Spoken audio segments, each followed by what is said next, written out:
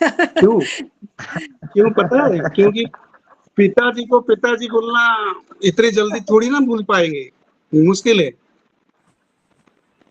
अब हमारे अब कोई बात नहीं प्रभु जी। पिताजी बेशक परम पिता बन गए हैं, लेकिन पिताजी तो पिताजी, मुंह में तो बच्चों का तो पिताजी ही आएगा। हाँ जी, धीरे धीरे इनको परमपिता कहना शुरू करेंगे। हाँ करेंगे परम पिता, लेकिन जब तक मुंह में अपने आप आदत में डल जाएगी तब शुरू होगी ना, अभी तो मुश्किल है। प्रभु जी दास हूँ, जो मर्जी जिस नाम से मर्जी बुलाइए, दास हूँ मैं, दासन दास।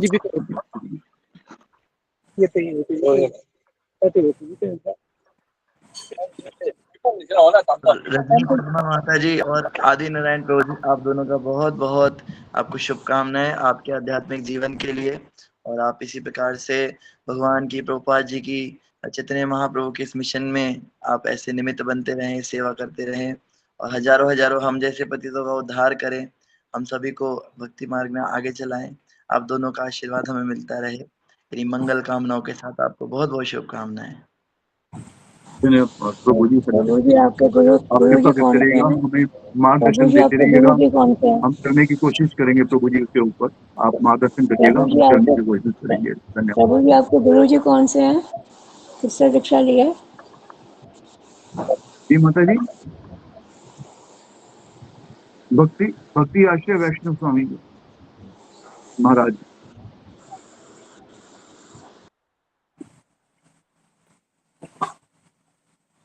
बहुत अच्छा प्रभु जी, बहुत सुंदर। उससे पहले बड़ी 2 दिन तो बड़ी पहले प्रिलिमिनरी इंटरव्यू हुई थी, मंत्र मुत्र पूछे थे उन्होंने, वीडियो कॉलिंग हुई थी, भाई कोई आदमी देख पढ़ के ना बता रहा हो। फिर उसके बाद दूसरे दिन दूसरी इंटरव्यू हुई, वो थे अर्जुन श्याम प्रभु जी मायापुर से, उन्होंने इंटरव्यू ली थी आधे घंटे की।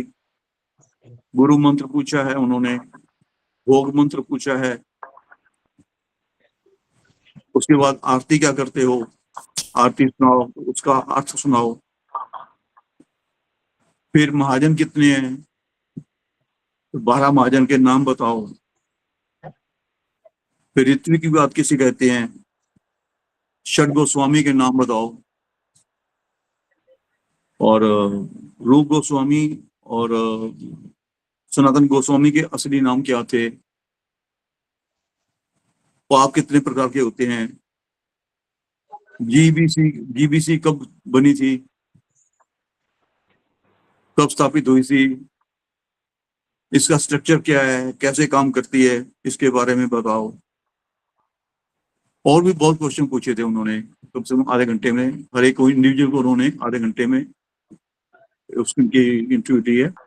और कल जब दीक्षा थी तब भी उधर साक्षी महाराज थे, साक्षी महाराज टीवी में आते रहते हैं, प्रवचन करते रहते हैं। साक्षी महाराज थे उधर, 2 लोग मायापुर से थे, वो पहले इंटरव्यू ले रहे थे, उसके बाद दीक्षा थी। तो कल काफी हेक्टिक रहा प्रोग्राम, पर बड़ा आनंद आया। महाराज बड़े अच्छे हैं और बड़े पहुंचे वो हैं। जी प्रभु जी, आवाज नहीं आ रही? सभी लोगों का बहुत बहुत धन्यवाद। आप सबके करके ही मैं आज ये दीक्षा ले पाया हूँ, आप सबकी प्रेरणा से, आपके चरणों के आशीर्वाद से और रुद्र प्रभु जी के आशीर्वाद से मैं दीक्षा ले पाया हूँ और इसमें कामयाब हो पाया। धन्यवाद। हरे कृष्णा प्रभु जी। हरि बोल, हरि बोल, हरि बोल, हरे कृष्णा। हरि बोल, बहुत सुंदर। हरि बोल, हरि बोल। प्रभु जी ऑनलाइन हुई है दीक्षा? नहीं माता जी, दीक्षा हुई है धर्म नगरी में, मंदिर जो कुरुक्षेत्र में हुई है। जो मंदिर है ना, एक तरफ ब्रह्म सरोवर है, मंदिर के दूसरी तरफ जहाँ अर्जुन को भगवान श्री कृष्ण ने उपदेश दिया था वो स्थान है। मंदिर के पीछे जो आज पढ़ रहे हैं हम, भीष्म पितामह द्वारा उपदेश था, उन्हें दिया गया था धर्मराज को, वो स्थान है। इसके बीच में मंदिर है, कृष्ण अर्जुन मंदिर, और वहां पे दीक्षा हुई है मंदिर। जी प्रभु जी, धन्यवाद प्रभु जी। बहुत सुंदर प्रभु जी, धन्यवाद। और हम सभी रजनी माता जी से भी जानना चाहेंगे कि उनकी दीक्षा कहाँ से हुई, कैसे हुई, क्या क्या उनके एक्सपीरियंस रहे, तो माता जी भी कुछ शेयर करें। हाँ हाँ प्रभु जी, कोशिश करते हैं प्रभु जी। हाँ प्रभु जी, जैसे मैं 2010 से आई थी, 2010 में आई थी इस्कॉन में। जैसे जैसे प्रभु जी, मेरे को शुरू से ही है ना बहुत अच्छा लगता था आध्यात्मिक जैसे बातें जो भी जैसे होती थी ना। जैसे मेरी दादी भी बहुत सत्संगी थी, तो उनके उनके पास ही मैं ज़्यादा रहती थी। तो उनका थोड़ा प्रभाव पड़ा मेरे पर, जैसे कि मतलब मेरे को जैसे कोई भी अच्छी जैसे स्टोरी होती थी, इंस्पायरिंग मोटिवेटिव स्टोरी होती थी, तो मैं इसको कटिंग करके रख लेती थी, मुझे अच्छा लगता था। मैं डायरी भी थोड़ा लिखती थी कि जैसे कोई कोई अच्छा चीज़ लगता था तो मुझे, तो मुझे जैसे पढ़ने लिखने का शौक था जैसे शुरू से ही। तो तो वैसे बस ये शादी के बाद तो फिर मतलब सिचुएशन बहुत बदल गई थी काफ़ी, मतलब इतना अप डाउन रहा लाइफ में कि बस बहुत ज़्यादा ही रहा मतलब। और लेकिन बस वही कि मन में था कि जैसे आध्यात्म में बहुत रुचि थी मेरी। जैसे ऐसा लगता था कि मुझे कुछ पाना है, मतलब मुझे कुछ, मैं कुछ ढूंढ रही थी। तो मैं जब यहाँ पे जब सूरत में शिफ्ट हुई, कि पटना में पहले रहती थी, पटना से फिर हम लोग 3-4 जगह अलग-अलग जगह पे गए, इंदौर गए, फिर वहाँ गए, देहरादून गए, बड़ौदा रहे, फिर यहाँ पर आए। तब मतलब जैसे मैं जिसमें जो घर लिया हमारे हस्बैंड ने, तो उस बिल्डिंग के नीचे में ही 10th फ्लोर पर संजोग से ये सत्संग होता था इस्कॉन का। तो मैं ऐसे ही गई थी एक बार नीचे बोलने के लिए, जो मतलब कन्या लोग को जिमाते हैं जो नवरात्रा पे, तो ऐसे में बोलने गई थी। तो नीचे माता जी ने बोला कि आप मेरे यहाँ सत्संग होता है, तो आप अभी नए आए हो इधर, तो आपकी इच्छा हो तो आप मेरे यहाँ आ सकते हो। तो मैं बोली ज़रूर आऊँगी, मतलब थोड़ा मेरा भी काम वाम चल रहा है, थोड़ा-सा बिज़ी हूँ, तो मैं जैसे ही मतलब होगा, तो मैं बस नीचे फिर गई थी उनके सत्संग में। तो जो माताजी थे हमारे श्रुति प्रिया राधिका देवी दासी माताजी, तो मुझे पताका स्वामी माता महाराज से उन्होंने लिया था। बहुत ही सुंदर भक्ति, बहुत ही अच्छी भक्ति, बहुत विनम्र थी। तो मतलब उनसे जब मैंने सुना ना, तो बस मुझे ऐसा लगा कि मैं सच में जो चीज़ ढूँढ रही थी वो मुझे मिला है, मतलब जिसकी मुझे तलाश थी। तो मुझे बहुत आनंद आया, मतलब सत्संग में जुड़ के, और काफ़ी कुछ सीखने को मिला। बहुत अच्छा, मतलब बहुत प्रेरणादायक था मुझे सत्संग, काफ़ी कुछ सीखने को। तो मेरी माताजी ने मुझे बहुत मोटिवेट किया, बहुत मतलब आगे बढ़ने के लिए किया। जैसे मेरा प्यार दर्शन नहीं छूट रहा था, मेरी 16 माला नहीं हो रही थी, तो वो मेरे को बराबर मतलब पुश करती रहती थी कि नहीं तुम आप कर सकते हो, आपको करना है। तो हम लोग फिर मायापुर गए थे, मतलब फर्स्ट टाइम जब मैं गई थी मायापुर। तो मायापुर में जैसे बस हमारी गुरु शिक्षा गुरु माता जी ने पूछा था कि माता जी आपका मन नहीं होता है क्या गुरु करने का, मतलब आप नहीं चाहते क्या?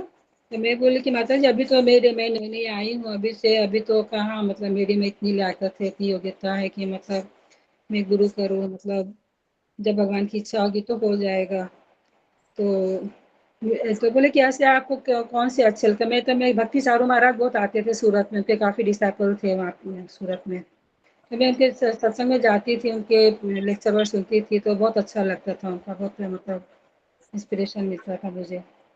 तो मैं उनसे बहुत ये थी, तो इंस्पायर थी। तो माता जी को मैंने बोला कि माता जी मुझे तो भक्ति चारू महाराज अच्छे लगते, मतलब है वैसे मन में।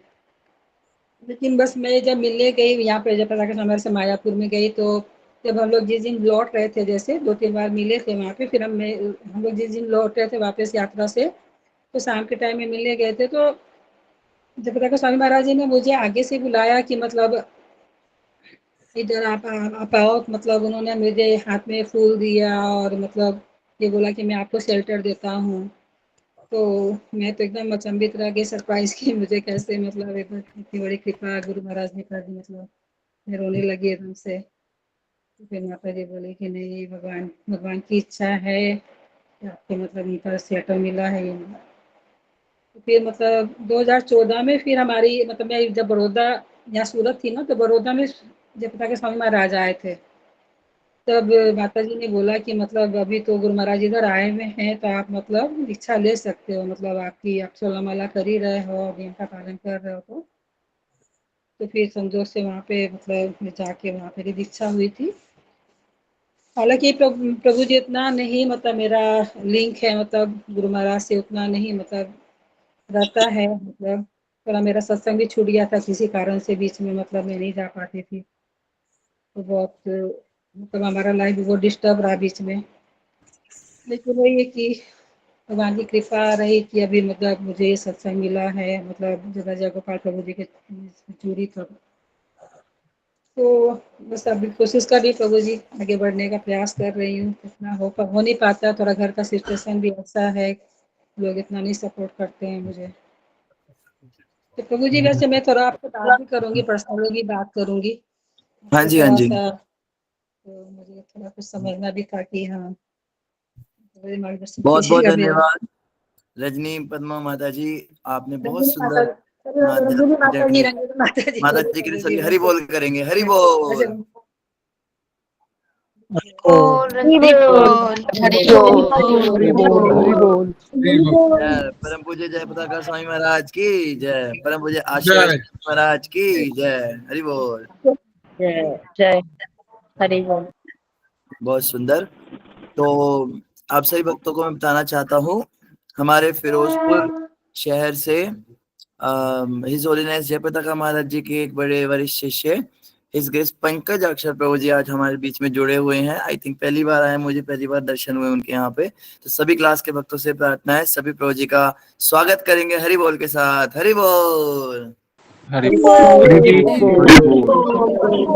हरि बोल हरि बोल हरि बोल। प्रभु जी आपके समय धन्यवाद पंकज प्रभु जी, आप जुड़े।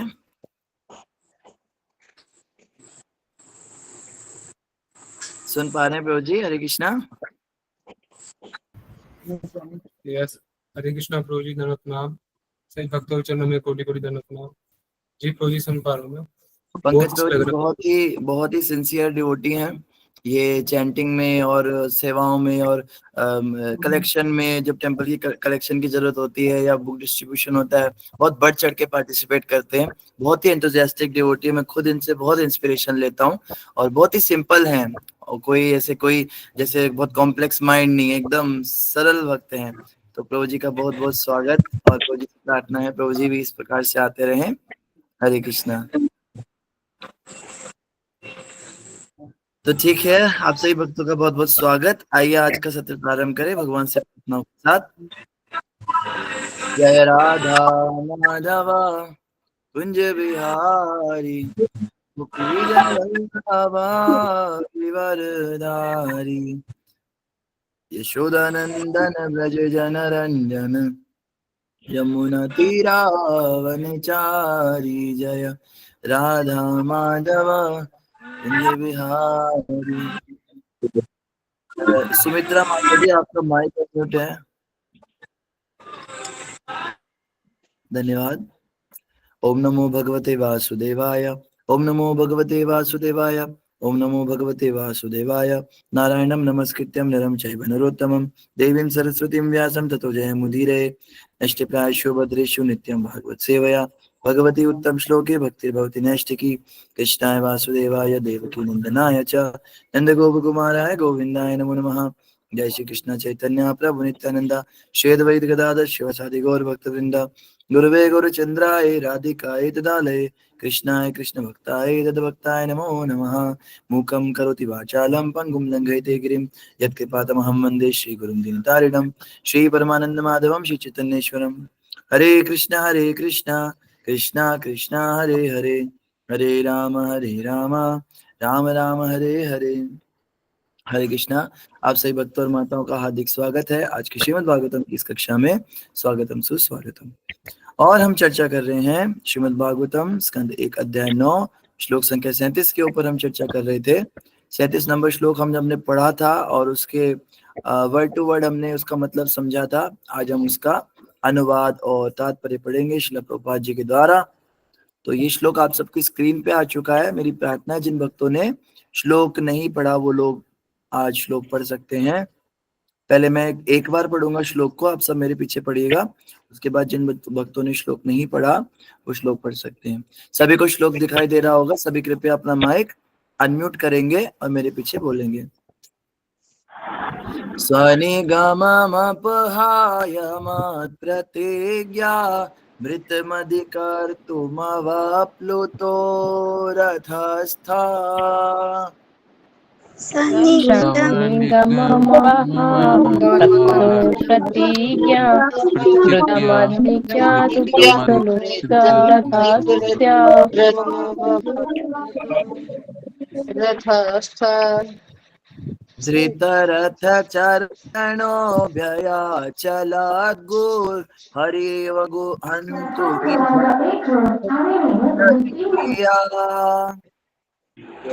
धृतरथे चरणो यशोचल हरिरिवहन्तुमिदं गतोदरीया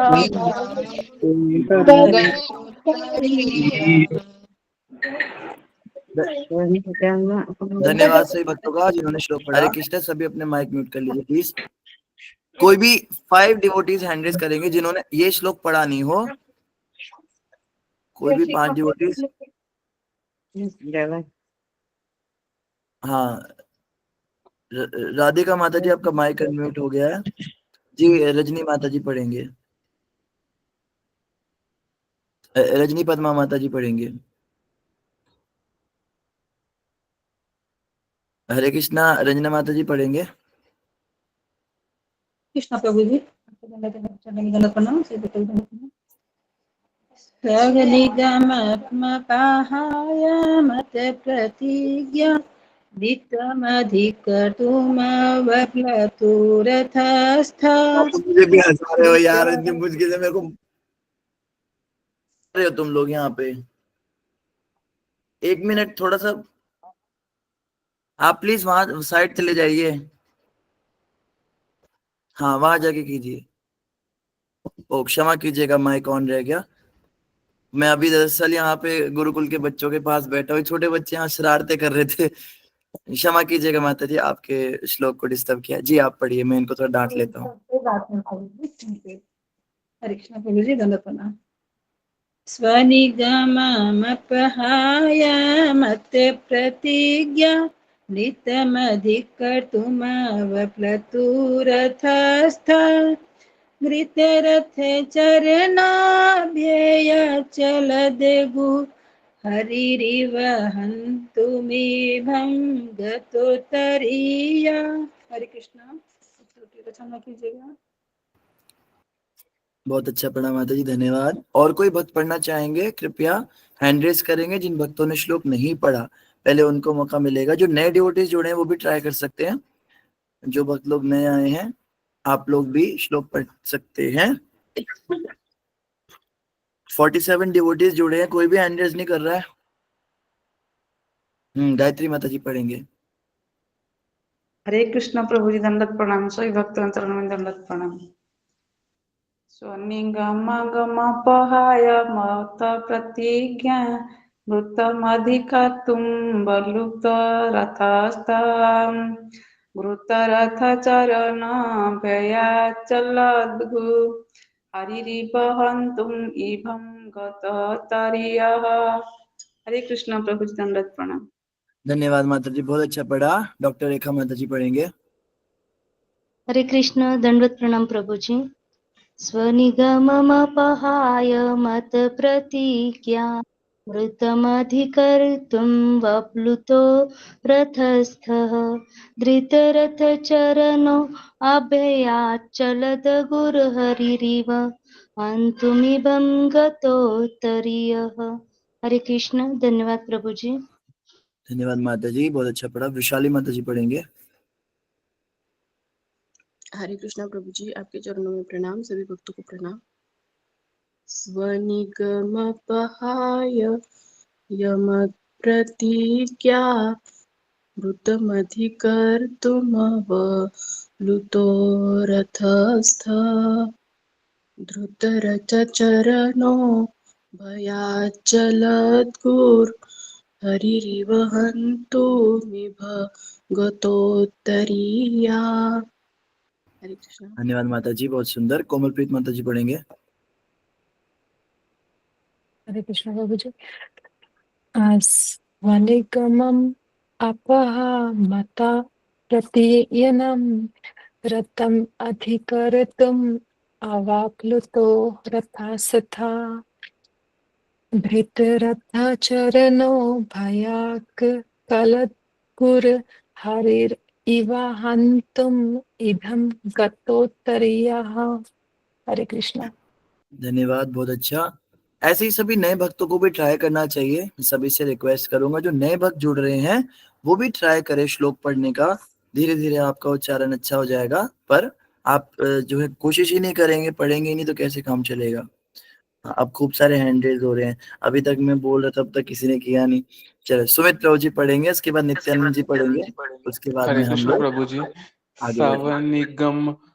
सवनिगमम पहाय मत प्रतिज्ञा मृतमधिक तुरम पल्लुत रथ सथ धृत रथ चरणो भय चल हरिरिव हन्तुमिव गततोत्रिय। हरे कृष्णा प्रभु जी। बहुत बढ़िया प्रभु जी, वेरी नाइस, बहुत अच्छा पढ़ा। नित्यानंद प्रभु जी पढ़ेंगे। हरे कृष्णा। सभी भक्तों को दंडवत प्रणाम। स्वनिगम मम पहाय म प्रतिज्ञा मृतमर्धि कर्तु वप्लुतो रतस्त भूत रथ चरणो भयाच्च लदुकु हरिरिव हन्तु मिवम गतोत्तरीयः। हरे कृष्ण।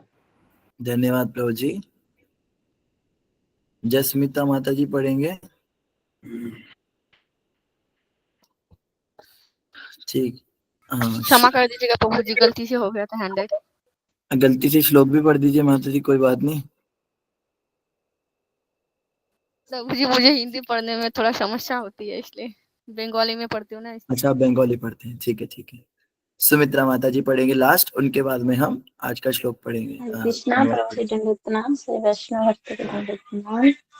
स्वनिगमनोपहाय मत प्रतिज्ञामृतम् अधिकर्तुमप्लुतरतस्तं धृतरथचरणोऽभ्यात् चलद्गुहरिवहन्तुमिवं गतोत्तरीय। हरे कृष्ण।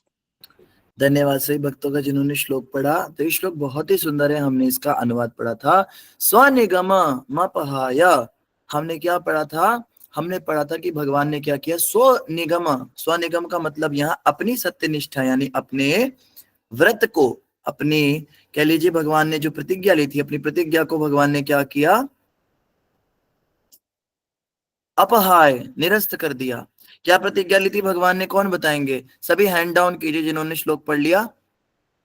सही भक्तों से प्रार्थना, जिन्होंने श्लोक पढ़ लिया सभी हैंड डाउन करेंगे। अब बताइए किसने क्या प्रतिज्ञा ली थी भगवान कृष्ण ने जो तोड़ दी अपनी? कोमलप्रीत माता बताएंगे। प्रभु जी भगवान ने कहा था कि वो शस्त्र नहीं उठाएंगे युद्ध में। Very good. बाकी सबने भी यही जवाब देना है? किसी का कोई डिफरेंट आंसर है तो हैंड रेज करें, बाकी हैंड डाउन करें। हाँ, सबने यही जवाब देना था।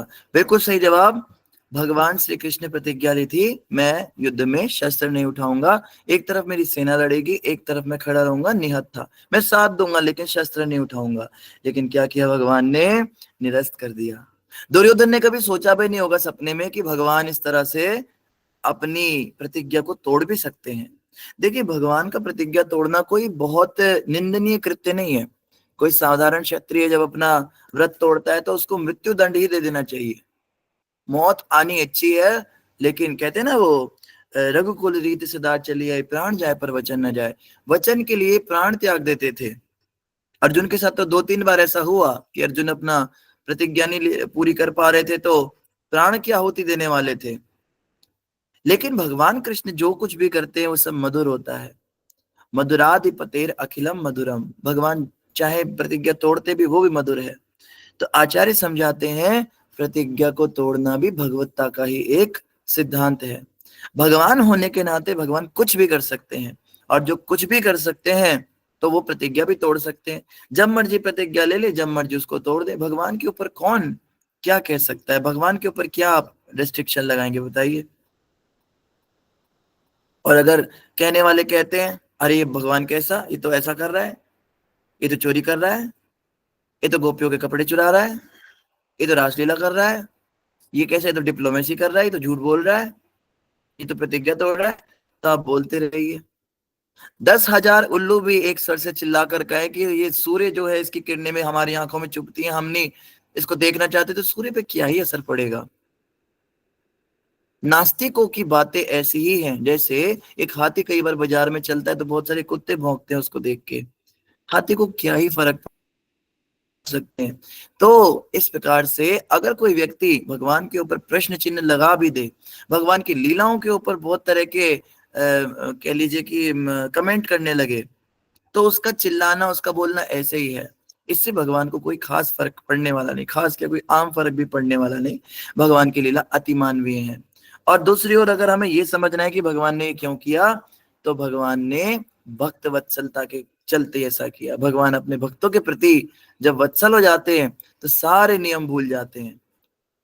ये भगवान जानबूझ के नहीं करते, ये भगवान से हो जाता है, ये उनका प्रेम है अपने भक्तोों से। देखो इन्हीं लीलाओं को देखकर तो हमें लगता है ना, एक बार की बात है, एक आचार्य हैं वो बता रहे थे कि जब प्रभु मैं आपका नाम भक्तवत्सल सुनता हूं तो मैं बड़ा दुखी हो जाता हूं। भाई क्यों दुखी हो जाते हो, तो खुश होने वाली बात है। कहते मैं ये सोचता हूँ आप अपने भक्तों के प्रति बड़े वत्सल रहते हैं, आप बड़े भक्तवत्सल हैं और भक्तों पे ही आपकी कृपा होती है, लेकिन मैं तो भक्त हूं नहीं, मैं तो भक्ति करता नहीं, मैं तो प्रपंचों से भरा पड़ा हूं, मैं तो सारे अनर्थों से भरा पड़ा हूं। तो प्रभु आपका भक्तवत्सल नाम सुन के मेरे हौसले परस्त हो जाते हैं कि मैं आपको पा सकूंगा, क्योंकि मैं तो भक्त बना ही नहीं। भक्ति में तो उनकी विनम्रता थी, ऐसा वो बोल रहे थे। लेकिन प्रभु जब मैं आपका नाम पतित पावन सुनता हूं तो मुझे बड़ा आनंद आता है, तब मुझे बड़ी उम्मीद आ जाती है, क्योंकि पतित तो मैं भर भर के हूं, इसमें तो मुझे PhD हासिल है। तो पतित पावन आपका नाम सुन के मुझे अच्छा लगता है कि हाँ, पतितों को भी पावन करते हो। तो कह रही यहाँ पे भगवान के भक्त वत्सलता की बात हो रही थी, और आज भीष्म पितामह बता रहे हैं कि मुझ पर कैसे कृपा की। अच्छा, इस श्लोक में भगवान ने भीष्म पितामह पे कृपा की है। एक्चुअली देखने में लग रहा है यहाँ पे भी भगवान क्या कर रहे हैं, देखो, स्वनिगम मपहाय, भगवान ने अपने वचन को तोड़ दिया, किस लिए? मत प्रतिज्ञा, मेरी प्रतिज्ञा को रखने के लिए। अब भीष्मदेव की क्या प्रतिज्ञा थी, कौन बताएंगे? फास्टेस्ट फिंगर फर्स्ट, जस्मिता माता बताएंगे।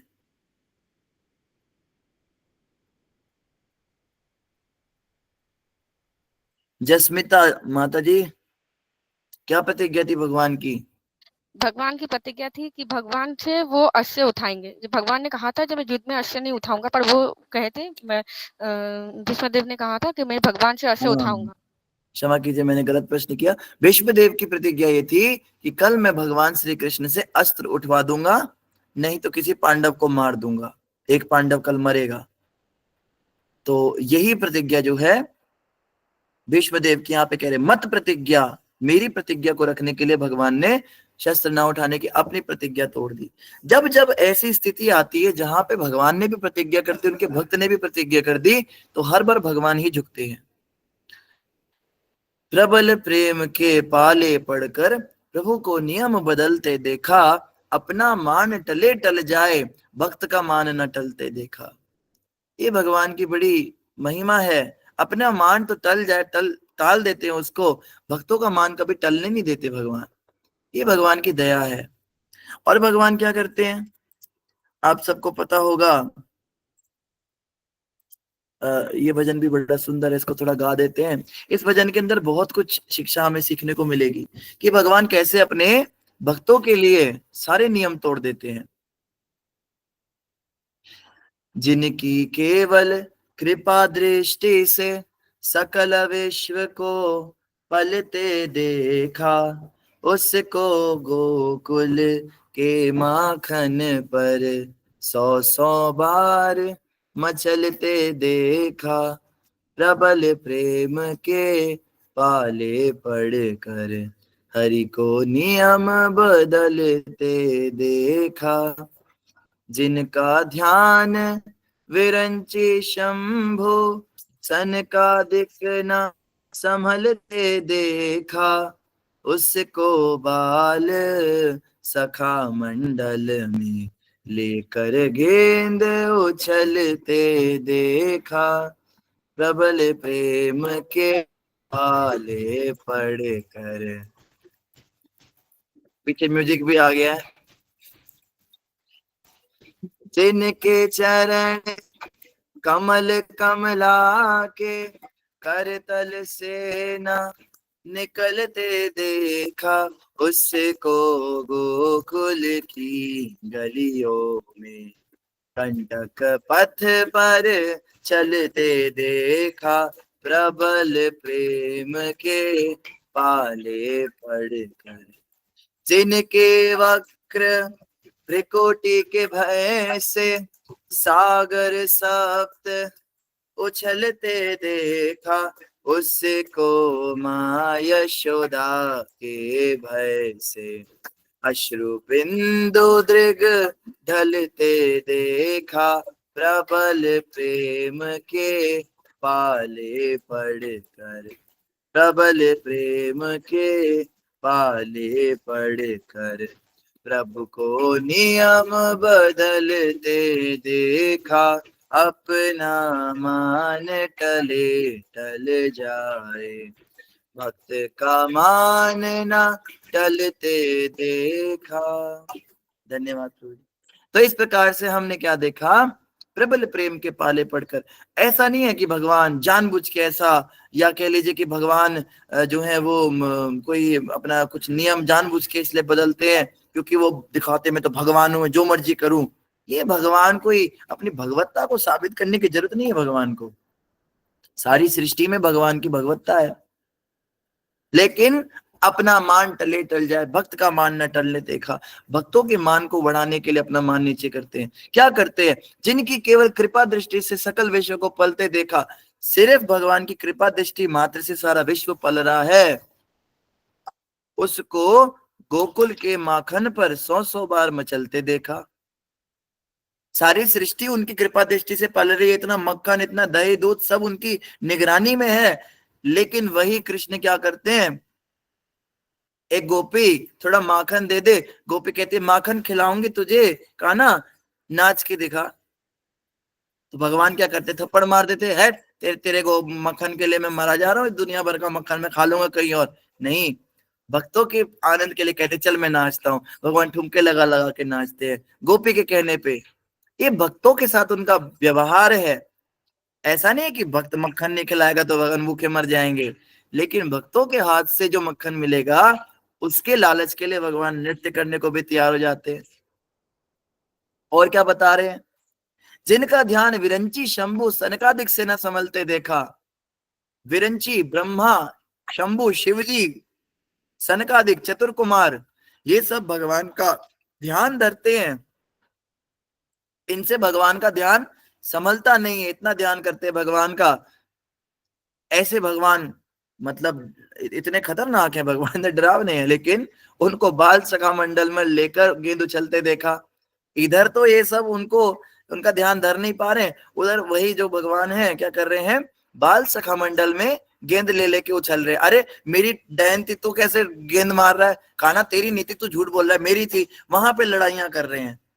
अब कोई व्यक्ति कैसे समझे, ये चीजें बड़ी कंफ्यूज करने वाली हैं। एक तो भगवान का वो वाला एस्पेक्ट है जिसमें भगवान बड़े बड़े देवताओं के ध्यान में नहीं आ रहे हैं, और एक तरफ ये ऐसी हरकतें करते हैं।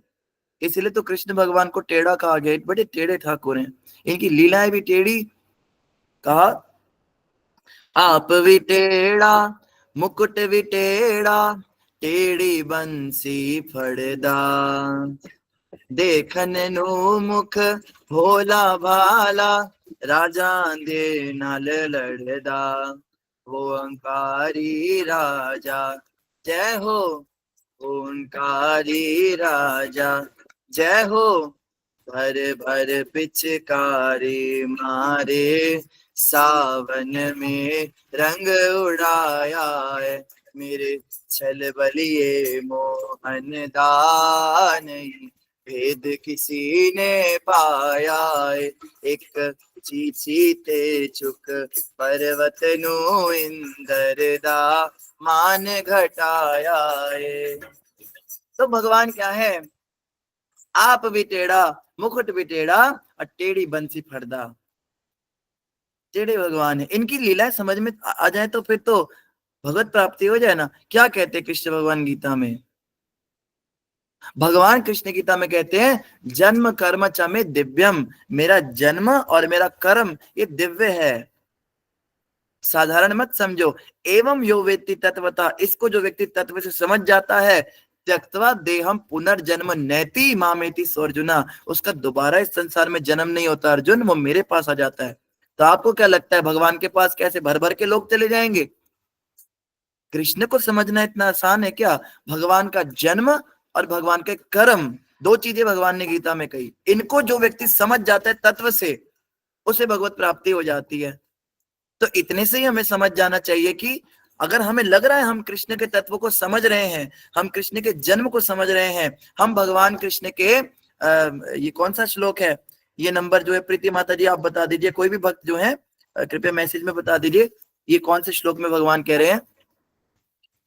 तो ये जो है मैं बड़ा I am very bad at remembering shloka number और अध्याय नंबर, ये मुझे याद नहीं रहते, श्लोक मुझे याद रहता है, तो ये नंबर कोई बता दे भक्त लोग।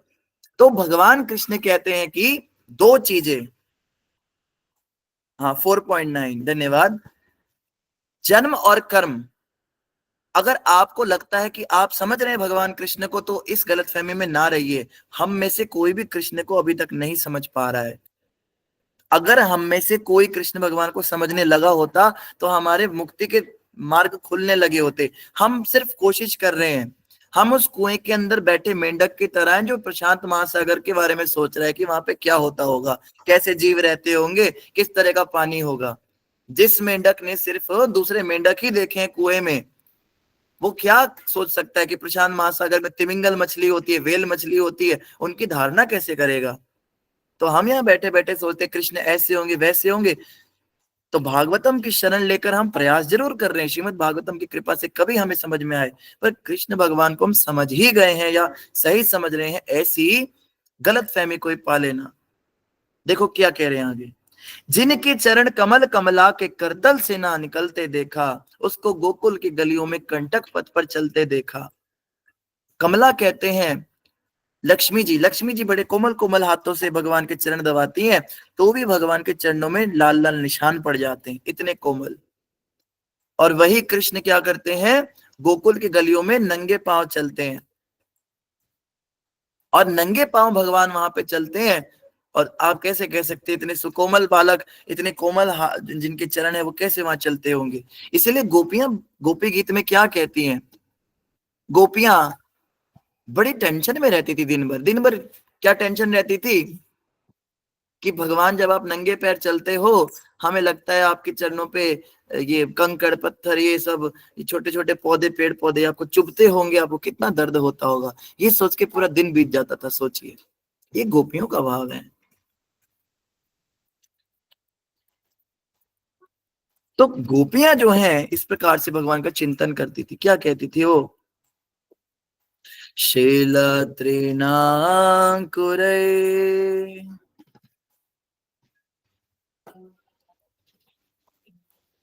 हमारे पास पहले तबले वाले प्रभु जी आए थे, अभी पियानो वाले प्रभु जी भी आ गए, तो पूरा ये हाउस प्रोग्राम का ही माहौल बनाते जा रहे हैं यहाँ पे। शैलत्रिनाकुरे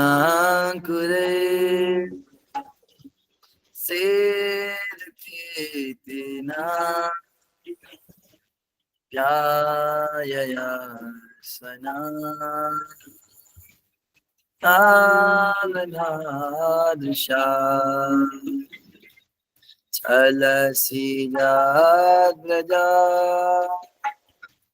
चारयन् पशु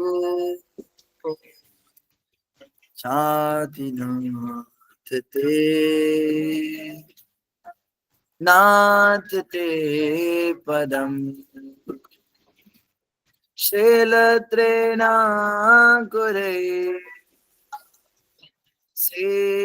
सेदतीतिना कलिलता दिशा प्यायया स्वना। तो ये गोपियों का भाव था। आगे यहाँ पे कह रहे हैं जिनकी वक्र भिकुटी के भय से सागर सप्त उबलते देखा, उनको माँ यशोदा के भय से अश्रु विद्युत धरते देखा। आप कृष्ण को क्या समझे हैं? आप कृष्ण को कैसे समझेंगे? ये वही कृष्ण है जो अपनी भ्रिकुटियां हिलाए, भ्रिकुटी कहते हैं आईब्रोज को। कृष्ण भगवान अपने आईब्रो में थोड़ी सी हिलावट करे तो 7 सागर उछल जाते हैं, डर के मारे घबरा जाते, भगवान हमसे नाराज तो नहीं हो गए। और वही कृष्ण क्या कर रहे हैं? यशोदा मैया को देख के आंसू बहा रहे हैं, सिसकियां ले लेके रो रहे हैं। आप क्या कह सकते हैं कृष्ण भगवान के विषय में? तो ये श्री कृष्ण है। श्री कृष्ण को समझना इतना सस्ता नहीं है। तो खैर बात ये चल रही थी, अपना मान टले टल जाए, भक्त का मान न टलते देखा। तो यहां भगवान कह रहे मत प्रतिज्ञा। मत प्रतिज्ञा का अर्थ है अपनी प्रतिज्ञा को भगवान ने तोड़ दिया। ऋतम अधि कर्तुम अवप्लुता रथस्था धृत रथ चरणा। तो भगवान ने क्या किया? एकदम से कूदे रथ से, और उनका जो अंग वस्त्र था वो भी वहीं पर गिर गया, और इस तरह से एक रथ का चरण उठा लिया, एक पहिया उठा लिया भगवान ने, और इस प्रकार से दौड़कर भीष्मदेव की तरफ भागे, जैसे कोई सिंह एक हाथी के पीछे दौड़ता है। तो हम अनुवाद पढ़ेंगे प्रभुपाद जी के द्वारा। मेरी इच्छा को पूरी करते हुए तथा अपनी प्रतिज्ञा तोड़कर वे रथ से नीचे उतर आए, उसका पहिया उठा लिया और तेजी से मेरी तरफ दौड़े। जिस तरह कोई सिंह किसी हाथी को मारने के लिए दौड़ पड़ता है, इसमें उनका उत्तरीय वस्त्र भी रास्ते में गिर गया। तो भीष्मदेव इस कथा को याद कर रहे हैं, और भीष्मदेव बड़े गदगद हो रहे, बड़े आनंदित हो रहे हैं। तात्पर्य छोटा ही है, तात्पर्य पढ़ते हैं। जगत गुरु श्रील प्रभुपाद की जय। तात्पर्य में प्रभुपाद जी बता रहे हैं, गीतांजलि माता जी आपका माइक अनम्यूट हो गया।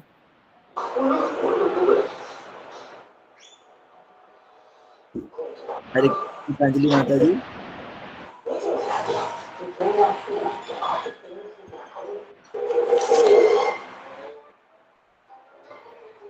चलिए कोई बात नहीं। गीतांजलि माता जी, हरे कृष्णा। गीतांजलि माता जी कृपया म्यूट कर दीजिएगा। सुनीता माता जी, हरे कृष्ण जी। चलिए अभी मैंने कर दिया इनको, मुझे किसी ने होस्ट बना दिया, मेरे पास ऑप्शन है। ध्यान, धन्यवाद जिन्होंने भी एक ऑप्शन किया। अभी हमारे हाथ में कंट्रोल रहता है। तो तात्पर्य में प्रभुपाद जी बता रहे हैं, यद्यपि कुरुक्षेत्र का युद्ध सैन्य सिद्धांतों पर लड़ा गया था, लेकिन साथ ही साथ में खेल जैसी भावना भी थी। ऐसा मत सोचे कि वहां पे बहुत सीरियस माहौल था, बस लड़ाई हो रही है, खेल कूद भी चल रहा था। क्या खेल कूद? मानो वह 2 मित्रों के बीच होने वाला युद्ध हो।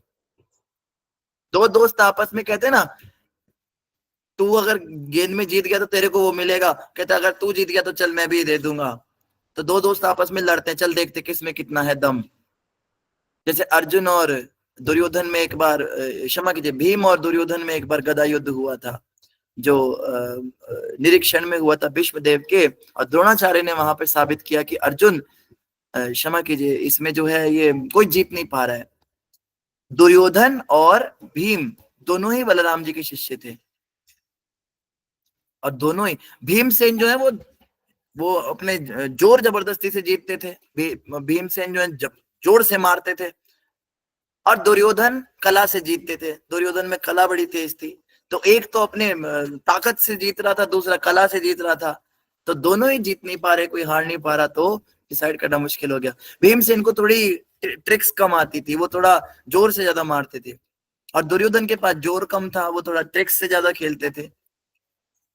तो इस तरह से 2 दोस्तों में जैसे युद्ध होता है, दुर्योधन ने भीष्मदेव की आलोचना की और दोषारोपण किया कि वे अर्जुन से पितृवत स्नेह के कारण उसे मारने से हिचकिचाते हैं। ये सब हम कल सुन ही चुके।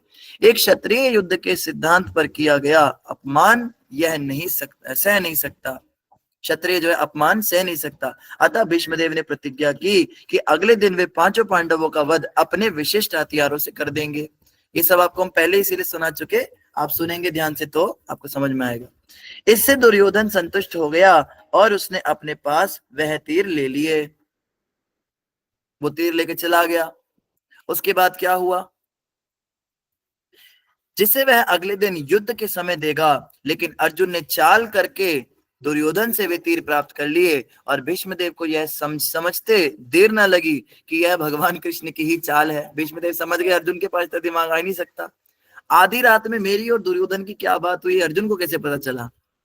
अतः भीष्मदेव ने प्रतिज्ञा की कि वे अगले दिन कृष्ण को अस्त्र उठाने पे मजबूर करें। कृष्ण को अस्त्र उठाना ही पड़ेगा, अन्यथा उनका मित्र अर्जुन मारा जाएगा।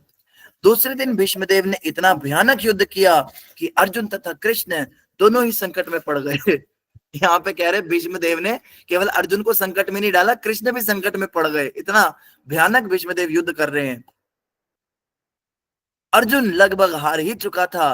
परिस्थिति इतनी नाजुक थी कि वह भीष्मदेव द्वारा अगले ही क्षण मारा जाने वाला था, एक सेकंड बाद मरने ही वाला था। उस समय भगवान कृष्ण ने भक्त भीष्म की प्रतिज्ञा को रखकर उन्हें प्रसन्न करना चाहा, क्योंकि यह उनकी अपनी प्रतिज्ञा से अधिक महत्वपूर्ण था। भगवान अपनी प्रतिज्ञा से ज्यादा महत्व अपने भक्तों की प्रतिज्ञा को देते हैं। ऊपर से ऐसा लगता है कि उन्होंने अपनी प्रतिज्ञा तोड़ी। उन्होंने कुरुक्षेत्र युद्ध प्रारंभ होने से पूर्व प्रतिज्ञा की थी कि वे कोई अस्त्र ग्रहण नहीं करेंगे और किसी भी पक्ष पर अपना बल नहीं आजमाएंगे। लेकिन अर्जुन की रक्षा करने के लिए वे रथ से उतरे, रथ का पहिया उठाया और क्रुद्ध होकर भीष्मदेव पर तेजी से इस तरह झपटे जैसे सिंह हाथी को मारने के लिए झपटता है। इससे रास्ते में उनका अंग वस्त्र भी गिर गया और क्रोधवश उन्हें इसका होश तक ना रहा कि रास्ते में उनसे क्या गिर गया। भगवान को पता नहीं लगा कि अंग वस्त्र गिर गया। तब भीष्म ने तुरंत हथियार डाल दिए और स्वयं को अपने प्रिय प्रभु श्री कृष्ण द्वारा मारे जाने के लिए खड़े हो गए। बोलते अब मार दो मुझको। उस दिन का युद्ध उसी क्षण समाप्त हो गया और अर्जुन की प्राण रक्षा हो सकी। भीष्मदेव के मरने पे तो युद्ध समाप्त होना ही था। निस्संदेह अर्जुन की मृत्यु की कोई संभावना नहीं थी, क्योंकि साक्षात भगवान रथारूढ़ थे। लेकिन चूंकि भीष्मदेव चाह रहे थे कि श्री कृष्ण अपने मित्र को बचाने के लिए हथियार उठाएं, अतएव भगवान ने ऐसी स्थिति उत्पन्न कर दी कि अर्जुन की मृत्यु सन्निकट जान पड़ी। वे भीष्मदेव के समक्ष यह दिखाने के लिए खड़े रहे कि भीष्म की प्रतिज्ञा पूरी हो गई और उन्होंने पहिया उठा लिया। तो भगवान श्री कृष्ण ने ये सब इसलिए नहीं किया कि उन्हें डर लग रहा था।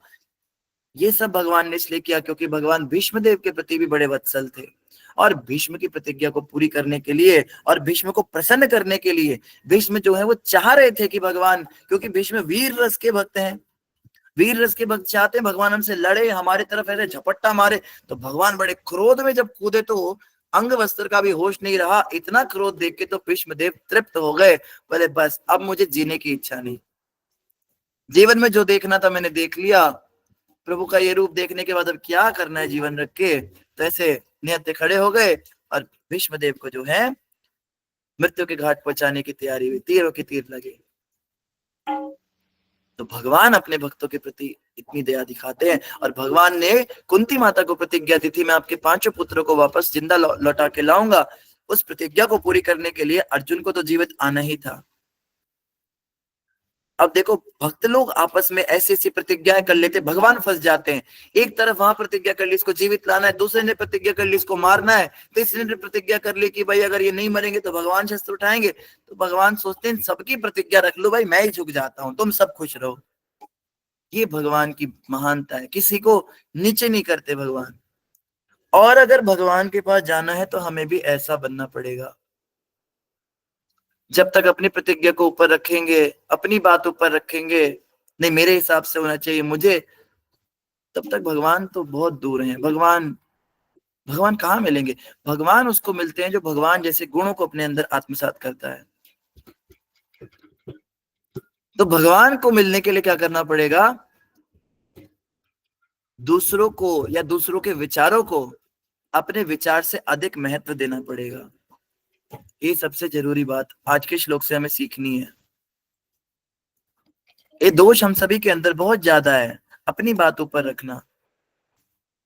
प्रभु जी मैं अच्छा भला उस ग्रुप में बता रही थी, कल सजेशन दे रही थी, वो माता बीच में ऐसा बोल गई, अब आप बताइए मैं सही हूं या वो सही है? तो प्रभु जी कहते भाई तुम दोनों ही सही हो, मैं ही गलत हूं। मैं ही, मेरा गधा, मेरा घोड़ा पीछे, तुम्हारा गधा आगे। क्या करना है? भक्तों को ऐसे ही होना चाहिए। सबको सही बता के खुद ही को गलत बता दे।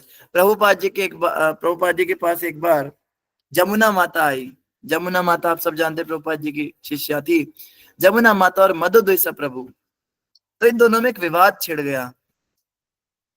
जमुना माता कहती हैं प्रभुपाद जी ने कहा है कृष्ण बलराम बिल्कुल एक समान है, इनमें कोई अंतर नहीं है, बस इतना अंतर है कि कृष्ण काले हैं और बलराम गोरे हैं, इनमें कोई भेद नहीं है।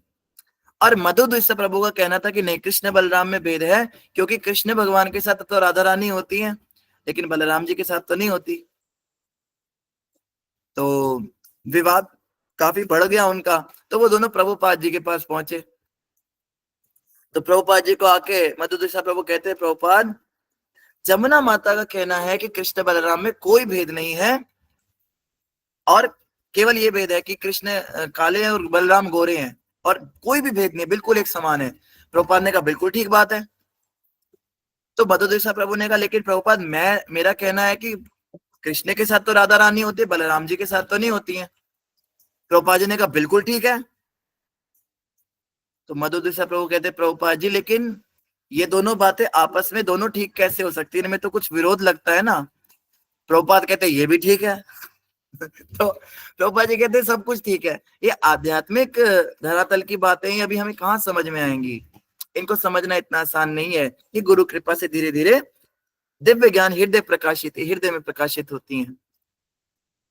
तो अर्जुन ने भगवान श्री कृष्ण की सहायता ली, अर्जुन ने भगवान कृष्ण को चुना और भगवान कृष्ण ने उनकी रक्षा की। ऐसी भीषण परिस्थिति में रक्षा की जहां पे उनका जीवित लौटना भी नामुमकिन था। तो भक्तों को भी चाहिए कि भगवान की शरण लें। भगवान की शरण से क्या होगा, हमको प्रोटेक्शन मिलेगा। जैसे एक भजन भी है, आज हमारे साथ भजन गाने वाले अच्छे अच्छे बैठे हुए कलाकार सब बजा लेते हैं। शरण में आए हैं हम तुम्हारी, दया करो हे दयालु भगवन, संभालो बिगड़ी दशा हमारी, दया करो हे दयालु भगवन। ना हम में बल है ना हम में शक्ति, ना हम में साधन ना हम में भक्ति, तुम्हारे दर के हैं हम भिखारी, दया करो हे दयालु भगवन। शरण में आए हैं हम तुम्हारी, दया करो हे दयालु भगवन। प्रदान कर दो महान शक्ति, भरो हमारे में ज्ञान भक्ति, तभी कहाओगे तापहारी, दया करो हे दयालु भगवन। शरण में आए हैं हम तुम्हारी, दया करो हे दयालु भगवन।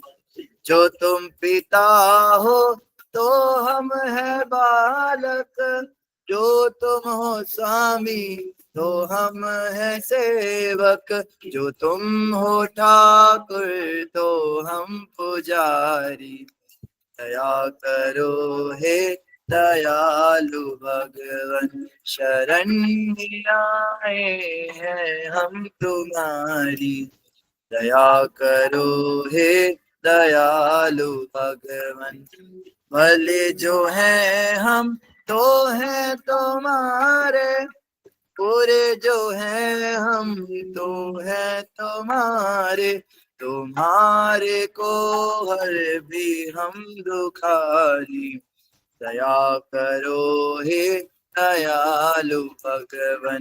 संभालो बिगड़ी दशा हमारी, दया करो हे दयालु भगवन, दया करो हे दयालु भगवन, दया करो हे दयालु भगवन। धन्यवाद। तो इन्हीं शब्दों के साथ सभी का धन्यवाद। कल हम अगला श्लोक पढ़ेंगे। 37-38 नंबर श्लोक हम कल पढ़ेंगे। तो किसी बात का कोई प्रश्न है तो आप हैंड रेस कर सकते हैं। इन्हीं शब्दों के साथ सभी का धन्यवाद। हरे कृष्णा।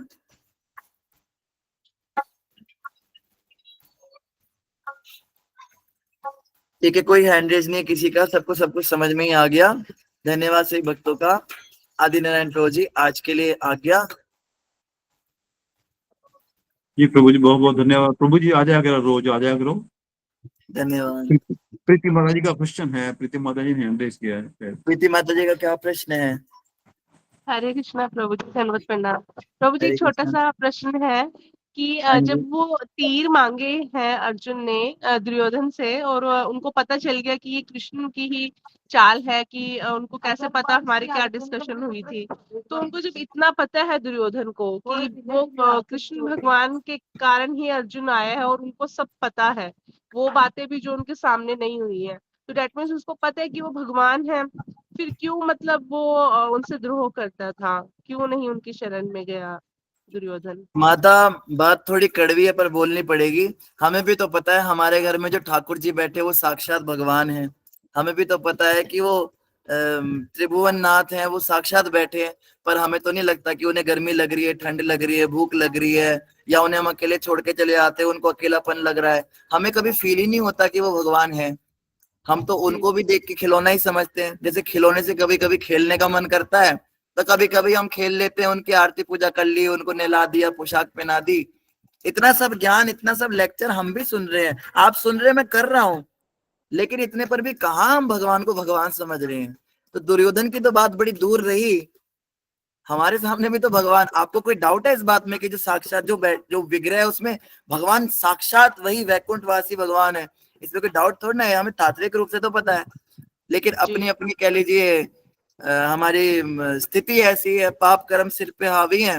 वो पाप कर्म हमसे भगवान को समझने नहीं देते, बुद्धि को पलटा देते हैं, बुद्धि पे जो पर्दा डाल देते हैं। इस कारण से ऐसा होता है। तो प्रभु जी, जैसे भगवान साक्षात सामने ही थे दुर्योधन के, तो मुझे ये लगता है हमारे सामने साक्षात होंगे तो क्या तब भी हम नहीं समझ पाएंगे ये भगवान को? अपराध है, ये अपराध है। प्रतिमा नाय तुम्हें साक्षात ब्रजेंद्र नंदन। आचार्यों ने कहा है भगवान के विग्रह को साक्षात भगवान से भिन्न भी नहीं मानना। भगवान का नाम, भगवान साक्षात, भगवान का विग्रह, भगवान का धाम और भगवान के भक्त, उसमें भी विशेष रूप से गुरु, ये सब एक ही हैं। इसीलिए कहा ना, भक्त भक्ति भगवंत गुरु चतुर नाम वपु एक, तिनके भगवंदन किए नाशत विघ्न अनेक। भक्ति दान मोह दीजिए गुरुदेवन के देव, और कछु नहीं चाहिए निच दिन चरणन से। गुरु बड़े गोविंद से व्यास ही दियो बताए, तन मन गुरु को सौंप के जिस दिन चरण साए। तो कहते हैं भक्त भक्ति भगवंत गुरु चतुर नाम वपु एक। वपु कहते हैं शरीर को, ये नाम अलग अलग है लेकिन व्यक्ति एक ही है।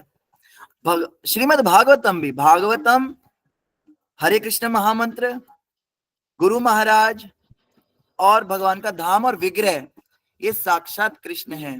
इसमें हमको कम से कम थ्योरेटिकली हमको कन्वेंस होना चाहिए। प्रैक्टिकली तो चलो बाद में होंगे, कम से कम थ्योरेटिकली हमें इस बात पे कन्वेंस होना चाहिए। जी जी जी, सॉरी प्रभु जी, मैंने एक अपराधपूर्ण जो है प्रश्न पूछ लिया, वही क्योंकि बुद्धि थोड़ी है ना प्रभु जी, तो मुझे ये लगता है साक्षात इन द सेंस कि वो बात कर रहे हैं, खा पी रहे हैं, हमारे सामने चल फिर रहे हैं, लेकिन यही विग्रह है, यही जी। विग्रह बोलेंगे प्रीति मैं तुमसे बड़ा प्रसन्न हूँ, अब मुझे तुमसे बड़ी प्रीति हो गई, तुम आज मुझे गरम गरम पराठा खिला गई, अब मुझे कुछ ठंडा पिलाओ। यही बात करेंगे, कोई अलग से कोई नहीं आएंगे हवा से, यही विग्रह बात करेंगे। और ये विग्रह करते थे सनातन गोस्वामी से भगवान विग्रह ऐसे हाथ से लेके बाटी खाते थे। विग्रह जिन्हें पत्थर की मूर्ति कहते हैं ना, वो साक्षात रूप में प्रकट होके और खाते थे बाटी, फिर से विग्रह बन जाते थे। वल्लभाचार्य के ठाकुर श्रीनाथ जी ये खेलने चले जाते थे बाहर, कभी खेलने चले गए, कभी कहीं चले गए, उन्होंने दर्शन खोले, कहते कहाँ है श्रीनाथ जी, कहाँ चले गए, भगवान कहाँ चले गए? बोले वो तो बाहर खेल रहे हैं।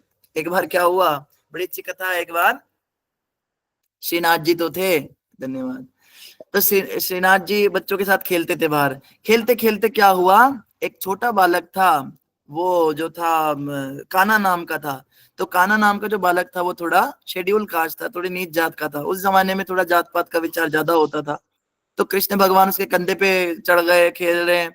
तो जो गोसाई का बेटा था उसने कहा, कृष्णा ये तुम गलत कर रहे हो, ये जो है इसको नहीं, ऐसे छूना नहीं होता, दूर से खेलना होता है। गोसाई जी सिखाते थे भाई, थोड़ा जात पात का विचार था और थोड़ा सा जात पात का भी नहीं था, मतलब कहने का वो थोड़ा उनका काम भी वही वाला था।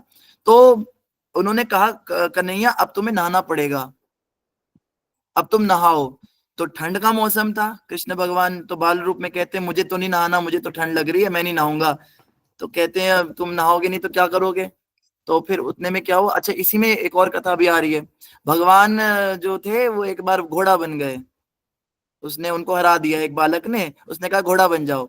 तो घोड़े बनकर चल रहे हैं भगवान। तो घोड़े बन के चलते चलते भगवान को टॉयलेट आ गई। अब भगवान सोचे घोड़ा तो ऐसे ही सुसु करता है, घोड़ा तो नहीं बाथरूम में जाता। तो भगवान ने ऐसे खड़े खड़े ही कर दिया घोड़े बने बने।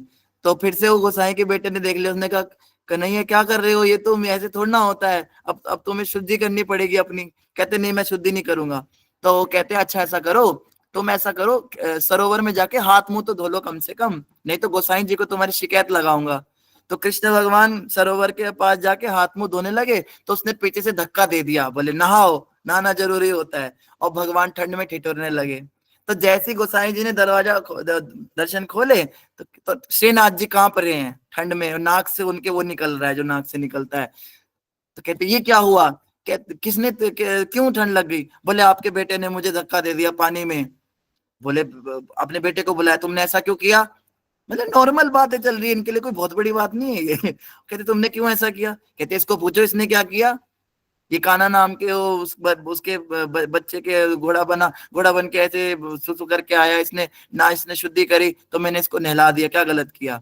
गोसाई जी कहते ये क्या तुम लोग लड़ते रहते हो आपस में। तो भगवान को बड़े प्यार से पहुंचा उन्होंने। तो ये सब विग्रही पिछी माँ के गौर निताई, पिछी माँ तो अभी 100-150 साल पहले ही हुई है, ज्यादा पुरानी थोड़ी ना हुई है। तो ये विग्रह ही बात करेंगे, अलग से कोई नहीं आएगा। प्रीति माता जी बिल्कुल ये विग्रह प्रकट होंगे आपके आगे, आपकी भक्ति से भगवान प्रसन्न होकर जरूर आपके सामने आएंगे। जी जी प्रभु जी, हाँ जी प्रभु, थैंक यू प्रभु जी, हरे कृष्ण, धन्यवाद। वृषाली माता जी। हरे कृष्ण प्रभु जी, आपके चरणों में प्रणाम, सभी भक्तों को प्रणाम। प्रभु जी मेरे मन में एक सवाल आता है कि जैसे भीष्म पितामह ने दुर्योधन के वो कड़वे बोल सुनकर वो 5 बाण अलग से रखे थे, है ना। तो वो बाण दुर्योधन ने वापस मतलब अपने पास संभाल कर रखने के लिए ले लिए। क्या वो 5 बाण क्या अलग से थे, उसमें कोई संस्कार किया हुआ था, क्या था उस प्रतिज्ञा 5 होती है बाण? ना, प्रतिज्ञा। जैसे कोई माँ है, माँ के पिता को शिकायत लगाती है, आपका बेटा बड़ा बदतमीज हो गया, आज इसने ऐसा किया, आज स्कूल से कंप्लेन आई। तो पिता क्या करता है, ये छड़ी देख रही हो ना, कल इसी से पीटूंगा उसको, तो छड़ी रख लेता है अपने पास। तो ऐसा कोई अनुसंधान नहीं था, प्रतिज्ञा होती है, इसी इसी बाण से मारूंगा उनको, तो ऐसा कुछ था। अच्छा जी प्रभु जी, हाँ, धन्यवाद प्रभु जी, हरे कृष्ण। आपको हम दर्शन करा देते भक्तों के, जो इतने सुंदर सुंदर तबला और बजा रहे थे। हरे कृष्णा। हरि बोल, हरि बोल। धन्यवाद जी। कोमलप्रीत माता जी। हरे कृष्ण प्रभु जी। प्रभु जी, ये थोड़ा कॉन्टेक्स्ट से बाहर जाके क्वेश्चन है कि अगर आपके पास समय हो तो मैं हाँ जी, पूछ हाँ जी, सकती हूँ। पूछिए। प्रभु जी जैसे कल मेरी माता जी से बात हो रही थी, तो उन्होंने उनको लाइक कई बार तो वो एक्सेप्ट कर लेते हैं अब भगवान को अपने जो उनके विग्रह फॉर्म में है, और कई बार वो बिल्कुल ही लाइक सोसाइटी में रहती, क्योंकि सिख फैमिली से हैं, तो कई बार वो मेरे को, जैसे कल उन्होंने यहाँ पे मेरे पास पहुंचना है, तो मेरे को बड़ी खुशी थी, बट कल हमारी बात हुई तो उन्होंने बोला कि नहीं, मूर्ति पूजा से कुछ नहीं होता, क्योंकि मैंने राधा माता का कुछ श्रृंगार वगैरह मंगवाया था। तो मेरे को ना बड़ा डिसहर्ट हुआ कि मैं बहुत खुश थी कि मम्मी यहाँ पे आ रहे हैं मेरे पास। बट एक तरफ मतलब मैं उनकी बहुत इज्जत करती हूँ, वो इसलिए एक तो उन्होंने मेरे को पैदा किया, और अगर मेरे पास भगवान के संस्कार हैं तो मेरी माँ के पास मेरे से डबल होंगे, इसीलिए मेरे पास भी कुछ आया है। तो अभी मतलब मुझे समझ में नहीं आ रहा कि जैसे इस चीज को, क्योंकि किसी टाइम पे मैं भी इस फील्ड में थी तो मेरे को भी लगता था कि ये सब मूर्ति है। तो इस सिचुएशन को कैसे डील करना चाहिए कि आपका माँ के प्रति भी कोई लाइक ना कोई आपका अपराध बने, और भगवान के प्रति भी आपका, क्योंकि नॉर्मली तो हम ऐसा नहीं तो उनको अपराध लगेगा, तो इसको कैसे डील करना चाहिए? कोमलप्रीत माता जी, उनके अपराध की चिंता के चक्कर में हम अपराध ना करें। सबसे जरूरी हमें अपराध ना लगे, ये है। कई बार ऐसा होता है हम उनके चक्कर में अपनी सेवा छोड़ देते कि इनको बुरा ना लग जाए। उन्हें तो चलो लगे ना लगे, लेकिन फिर हमें लग जाएगा ना। तो सबसे जरूरी है, जैसे हम एरोप्लेन में भी बैठे होते तो हमें बताया जाता है कि ऑक्सीजन मास्क उतरेंगे, पहले अपना लगाएं फिर बगल वाले का लगाएं, क्योंकि अगर आप बगल वाले का ऑक्सीजन सेट करने लगेंगे तो आपकी मृत्यु हो जाएगी, ना आप उसका लगा पाएंगे ना अपना ही लगा पाएंगे। तो सबसे जरूरी है अपना अपराध से विचार करना। इसीलिए आपको वही करना है जो प्रहलाद जी ने किया, आपको वही करना है जो मीरा जी ने किया, आपको वही करना है जो विभीषण ने किया, आपको वही करना है जो ब्रिज में ब्राह्मण पत्नियों ने किया, आपको वही करना है जो बलि महाराज ने किया। किसी को क्या लगता है, वो अपनी जगह है, उनकी भावना अपनी जगह, उनको आहत नहीं पहुंचाई। ना प्रहलाद जी ने पिता की आहत पहुंचाई, ना मीरा जी ने अपने परिवार वालों को कभी कुछ कहा, लेकिन अपनी भक्ति में कॉम्प्रोमाइज नहीं करना, अपनी सेवा के साथ कॉम्प्रोमाइज नहीं करना, जस्ट बिकॉज उनको पसंद नहीं है। मीरा जी की बात आई, मीरा जी क्या कहती थी? मीरा जी यही तो कहती थी, मेरी कोई बात समझ ही नहीं पाता संसार में। परेशान तो वो भी होती थी, लेकिन उन्होंने कभी अपने स्टैंडर्ड्स के साथ कॉम्प्रोमाइज नहीं किया। अपनी पूजा, अपनी सेवा, अपने नियम हमारे अपने साथ हैं, हम किसी को परेशान ना करें। किसी को हमारी पूजा से अगर परेशानी है कि हम कर रहे हैं, हम उन्हें परेशान इंटेंशनली नहीं कर रहे, सिर्फ हम कुछ अच्छा कर रहे, तो वो देख के अगर उन्हें परेशानी है तो यहां हमें मानना पड़ेगा कि वो गलत है, और उनको खुश करने के लिए हम अपने सेवा के साथ कॉम्प्रोमाइज नहीं करेंगे। इस बात को हमें पर इस तरह से काम करना है कि हम उन्हें फ्रस्ट्रेट भी ना करें, परेशान भी ना करें, उन्हें कुछ जवाब ना दे उल्टा, बस हम अपनी सेवा साधना करते रहें। ऐसा करने से उनका भी उद्धार होगा, भगवान उनको भी सद्बुद्धि देंगे, भगवान उनके भी हृदय में बैठे हैं तो भगवान उनको भी कृपा करेंगे, उनको भी समझ में धीरे धीरे आ जाएगा। मेरे घर वाले नहीं समझ पाते थे, मैं तो हिंदू बैकग्राउंड से हूँ, ये हिंदू सिख की तो बात ही नहीं है। मैं आपको बताऊं, मुसलमान भी होते हैं जो भक्त हो जाते हैं, और हिंदू भी होते हैं जो नास्तिक हो जाते हैं। हमारे हिंदुओं में आर्य समाज एक ग्रुप है, वो तो इतने कट्टर है, वो तो भगवान के विग्रहों के बारे में इतना उल्टा सीधा बोलते हैं, तो आप कैसे कह सकते हो? इसका धर्म से तो कोई लेना देना है ही नहीं। ये मानसिकता होती है, ये अपने अपने प्रारब्ध होते हैं, ये पिछले जन्मों की अपने कर्म है, अपनी भक्ति है, उसके कारण ऐसा होता है। तो मैं अपनी माता को बहुत समझाता था, बहुत सिखाता था, उनका इंटरेस्ट नहीं था। गलत तो कुछ नहीं बोलती थी, मुझे तो करने देती थी, पर उनका इंटरेस्ट नहीं था। फिर जब मैंने उन्हें प्रचार करना छोड़ दिया, मैंने कहा चलो छोड़ो, मैं अपना ही देख लेता हूँ, मैं अपने भक्ति में लग गया और अपना करने लगा, तो फिर खुद ही मुझे पूछने लगी, अच्छा एकादशी कैसे रखते हैं, अच्छा ये बताइए कार्तिक आ रहा है, इसमें क्या गाना होता है, दामोदर अष्टकम क्या होता है। वो किताब मेरी लिया, मेरी खत्म हो गई, और मैं सोचू इन्हें कौन बता रहा है ये सब, मैं तो इन्हें कुछ नहीं बताता, मैंने तो बोलना भी, और किसी और भक्त से उनका संपर्क है नहीं, तो कहाँ से उनको प्रेरणा हो रही है? ये हृदय में बैठे परमात्मा करते हैं। ये चमत्कार आपके जीवन में भी होगा। आप बस कहते हैं ना, द्रौपदी की तरह से हाथ खड़े कर दो, भगवान अब तुम देखो, हम नहीं कुछ समझाएंगे उनको, तो भगवान फिर समझा देते हैं। तो ये आपको यही करना चाहिए जो पिछले भक्तों ने किया है, मीरा जी ने, प्रहलाद जी ने, ऐसा। प्रभु जी, जस्ट टू ऐड कि जैसे लाइक उनके पोते हैं दो, तो मुझे इतना याद है कि जब लास्ट टाइम मैं घर गई थी तो उनमें से एक बीमार था, तो उन्होंने मतलब मैंने उनको बोला कि आप माथा टेको, हो जाएगा सब ठीक, ठीक है।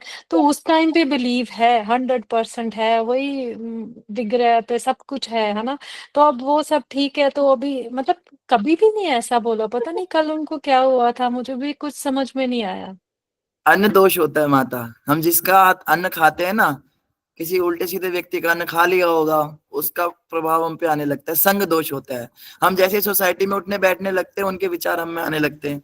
और तीसरा भूमि दोष, जिस जगह पे हम रह रहे हैं वहां पे किस तरह के कर्म हो रहे हैं। तो अन्य दोष, भूमि दोष, संग दोष, ये 3 दोष होते हैं जो अच्छे भले व्यक्ति को भी खराब कर देते हैं। तो आपके साथ आएंगी रहेंगी, जैसे आदिनारायण प्रभु ने भी सुझाव दिया है, आप भगवान का प्रसाद उनको खिलाइए, आप उनको हरि कथा सुनाइए, थोड़ा थोड़ा कीर्तन सुनाइए, आपकी संगत में रह के वो बिल्कुल बदल जाएंगी।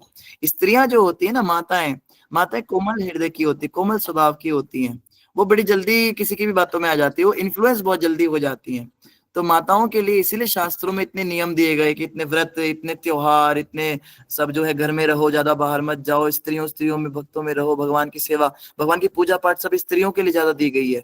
इसीलिए दी गई है कि उनके ऊपर प्रभाव जल्दी पड़ जाता है। तो जब तक वो उसमें रहती हैं तो ठीक है, जैसे ही वो थोड़ा सा बाहर होती हैं, इधर उधर गलत संग में जाती, तुरंत उसका प्रभाव भी पड़ जाता है। तो आप अपने पास उनको रखेंगी तो आप स्वयं देखेंगे कि वो आपके रंग में रंग जाएंगी। जी, जी प्रभु जी, धन्यवाद बहुत बहुत, क्योंकि मुझे ऐसा लग रहा था कि मैं किस तरफ जाऊं, वो ये अपराध है या ये अपराध है, मेरे मन में कल से बड़ी वो एक फाइट चल रही है। भगवान की भक्ति करना कभी भी अपराध नहीं हो सकता। भगवान की भक्ति से अगर गुरु भी रोक रहा है, बलि महाराज को तो उनके गुरु शुक्राचार्य ने रोक दिया ना, ये भगवान विष्णु आया है, तुम मत इसको अटेंड करो, तुम अपना यज्ञ करो। कहते हैं गुरु का भी त्याग किया जा सकता है अगर भगवान के रास्ते से हटा रहा है। बलि महाराज ने उनकी बात नहीं मानी, बलि महाराज ने जाके भगवान की अवभगत की, और बलि महाराज का भी उद्धार हुआ, और उनके गुरु शुक्राचार्य को भी बुद्धि मिली, उनका भी उद्धार हुआ। तो भगवान की भक्ति करना कभी भी अपराध नहीं हो सकता। किसी को नहीं पसंद है तो हम थोड़ा ना उनके लिए फिर अपने रास्ते, क्योंकि जब हम अंत समय पे जाएंगे तो उस समय हमारी माता हमारे साथ नहीं होगी, हमारे पिता हमारे साथ नहीं होंगे, हमारा पति हमारे साथ नहीं होगा, हमारी पत्नी हमारे साथ नहीं होगी। तो उस समय पे हमें अकेले ही फेस करना है। तो हमें अभी भी अपनी भक्ति को सेपरेट रखना है, हमें किसी के साथ उसको मिक्स नहीं करना है। जी प्रभु जी, धन्यवाद, बहुत बहुत धन्यवाद। हरे कृष्ण। हरे कृष्णा। विशाल प्रभु जी। हरे कृष्णा प्रभु जी, दंडवत प्रणाम, आपके चरणों में दंडवत प्रणाम, से भक्तों के चरणों में दंडवत प्रणाम। प्रभु जी बहुत ही अच्छा लगा आपका आशीर्वाद आज का। प्रभु जी मेरा एक सवाल है कि प्रभु जी हरिनाम ही सब कुछ है, ये मुझे मालूम में पता है, फिर भी ज्यादा उस पर आश्रित क्यों नहीं हो सकता प्रभु जी? प्रश्न समझ नहीं आया प्रभु जी, क्या पूछा आपने? प्रभु जी जैसे कि हम हरिनाम ही सब कुछ है, ये मालूम है कि हरिनाम ही सब कुछ है भक्ति के लिए, हमारे आध्यात्मिक जीवन के लिए, आगे के जीवन के लिए। तो प्रभु जी उसमें से आश्रित क्यों नहीं हो सकते प्रभु जी? ज्यादा आश्रित नहीं हो पाते? आश्रित नहीं हो पाते हरिनाम पे? जी प्रभु जी। हरिनाम पे आश्रित होगी तो फिर तो भगवत प्राप्ति हो गई ना। तो ऐसे अंदर से बैड फीलिंग होती है प्रभु जी कि सभी हरिनाम ही सब कुछ हमारा है, तो फिर भी हम उसका शेल्टर क्यों नहीं ले पा रहे, ऐसा लग रहा है मुझे बार बार। अब कोई स्त्री है, उसकी शादी हो गई, वो अपने ससुराल पहुंच गई, और ससुराल में उसको अपने पति से प्रेम ही नहीं हो रहा। मान लीजिए वो कोई अरेंज मैरिज वाली है, उसको अपने पति से प्यार ही नहीं हो रहा है, कई साल बीत गए, बच्चे भी हो गए, पर पति से प्रेम ही नहीं हो रहा है। तो इसका क्या कारण है विशाल प्रभु जी, आप बताइए। मुझे उससे प्रेम नहीं है प्रभु जी। है भाव नहीं पैदा हुआ है। भाव पैदा नहीं हुआ, प्रेम नहीं है मुझे उससे, ऐसा लग रहा है मुझे। नहीं, अपने पति से उसको प्रेम क्यों नहीं हो रहा, उसका क्या कारण हो सकता है? माताएं बताएंगी, माताएं ज्यादा समझ पाएंगी इस बात को। प्रभु जी लोगों को समझ नहीं आएगी ये बात। हाँ, वृषाली माता बताएंगी। प्रभु जी पति की जब सेवा की जाती है, सेवा करते करते प्रेम बढ़ता है। पर सेवा भी कर रही है फिर भी नहीं प्रेम बढ़ रहा।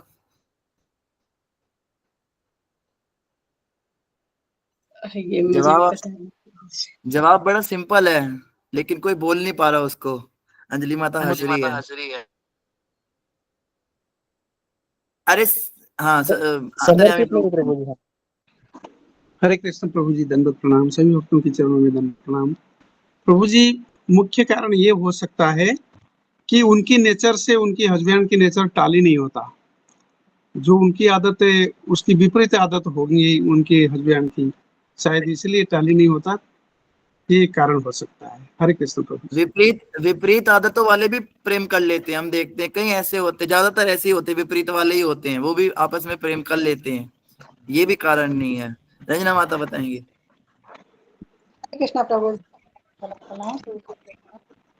प्रभु जी, जैसे उसको आध्यात्मिक ज्ञान नहीं है, वो मतलब भगवान का अंश नहीं समझ रहे हैं उसको, मतलब कि हाँ ये भी भगवान का ही अंश है।